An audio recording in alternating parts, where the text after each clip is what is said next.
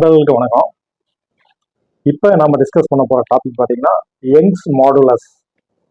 நம்ம ஸ்கூல் டேஸ்லேயே அதை படிச்சிருப்போம். யங்ஸ் மாடுலஸ் அப்படின்னா என்ன அப்படின்னு பார்த்தீங்கன்னா ஸ்ட்ரெஸ் டிவைடட் பை ஸ்ட்ரெயின். அதாவது ஒரு பொருள் மேலேயோ ஒரு துணி மேலேயோ எவ்வளோ தூரம் அழுத்தத்தையோ ஏதோ ஸ்ட்ரெஸ்ஸையோ நம்ம கொடுக்கும்போது அது எந்த அளவுக்கு சேஞ்ச் ஆகுது. ஸ்ட்ரெஸ் ஸ்ட்ரெயின் அப்படின்னா எந்த அளவுக்கு சேஞ்ச் ஆகுதுன்னு அர்த்தம். அப்போ ஸ்ட்ரெஸ் எவ்வளோ தூரம் அழுத்தம் கொடுக்குறோம், அதுக்கு டினாமினேஷன்ல பார்த்தீங்கன்னா ஸ்ட்ரெயின்.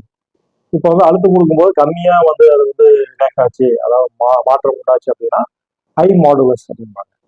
அதே மாதிரி லைட்டாக தொடும்போதே அதிகமாக ஸ்ட்ரெச் ஆகுது, அதோட டைமென்ஷனில் சேஞ்சஸ் வருது அப்படின்னா இட் இஸ் லோ மாடுலஸ் அப்படின்னு சொல்லுவாங்க. சரி, இந்த கான்செப்ட் நம்ம டெக்ஸ்டைலில் எப்படி யூஸ் ஆகுது அப்படின்னு பார்த்தீங்க அப்படின்னா, நம்ம fabric knitted fabric already stretchability resiliency property உள்ள ஃபேப்ரிக். ஸோ இந்த ஃபேப்ரிக்ல யங் மாடுலஸ் இம்பார்ட்டன்ட் ரோலை ப்ளே பண்ணுது. எப்படின்னு கேட்டீங்கன்னா, இப்போ லோ மாடுலஸ் உள்ள ஒரு ஃபேப்ரிக்கை நம்ம ஹேண்டில் பண்ணும்போது ரொம்ப கேர்ஃபுல்லாக பண்ணணும்.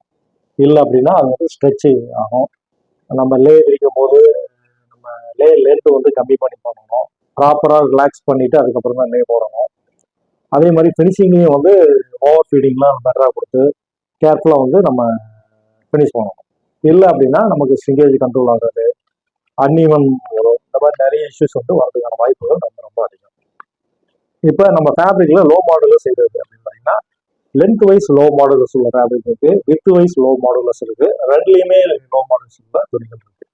இப்போ லென்த் வைஸ் லோ மாடுலஸ் அப்படின்னா லைக்ரா ஜெர்சி, இன்டர்லாக் இதெல்லாம் length wise low modulus. Length wise கொஞ்சம் மாடுலஸ் கம்மியாக இருக்கக்கூடிய துணி.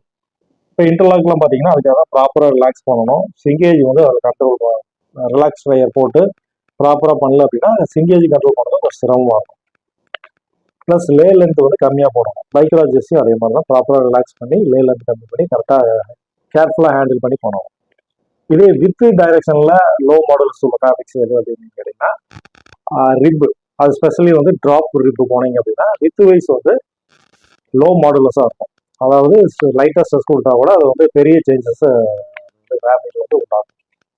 ஸோ அப்போ அந்த ஃபேப்ரிக்ஸ் எல்லாம் பார்த்தீங்கன்னா ரொம்ப கேர்ஃபுல்லாக ஹேண்டில் பண்ணணும். மோஸ்ட்லி ஃபோல்டட் ஃபார்மில் பண்ணுறது, ஃபினிஷ் பண்ணுறதுக்கு பதிலாக வைண்டிங்கில் பேக்டாக வைண்ட் பண்ணி வச்சுட்டு நம்ம கட்டிங் அப்போ எடுத்து டக்குன்னு ரிலாக்ஸ் பண்ணிட்டு நம்ம லே வச்சுக்கிறது நல்ல ரிசல்ட்டை கொடுக்கும். இல்லைன்னா அன்இவனஸ் வரதுக்கான வாய்ப்புகள் ரொம்ப அதிகம். ஸோ இதுதான் யங் மாடுலஸ். இதை பேஸ் பண்ணி நம்ம ஃபேப்ரிக்கை எப்படி ஹேண்டில் பண்ணணும், எப்படி அதை நம்ம ப்ராசஸில் யூஸ் பண்ணணும் அப்படிங்கிறத தெரிஞ்சுக்கிட்டோம் அப்படின்னா நமக்கு நிட் ஃபேப்ரிக்கை பொறுத்த வரைக்கும் பெட்டரான அண்டர்ஸ்டாண்டிங் நமக்கு கிடைக்கும். நிறைய ப்ராப்ளத்தை இது சால்வ் பண்ணும். நன்றி, வணக்கம்.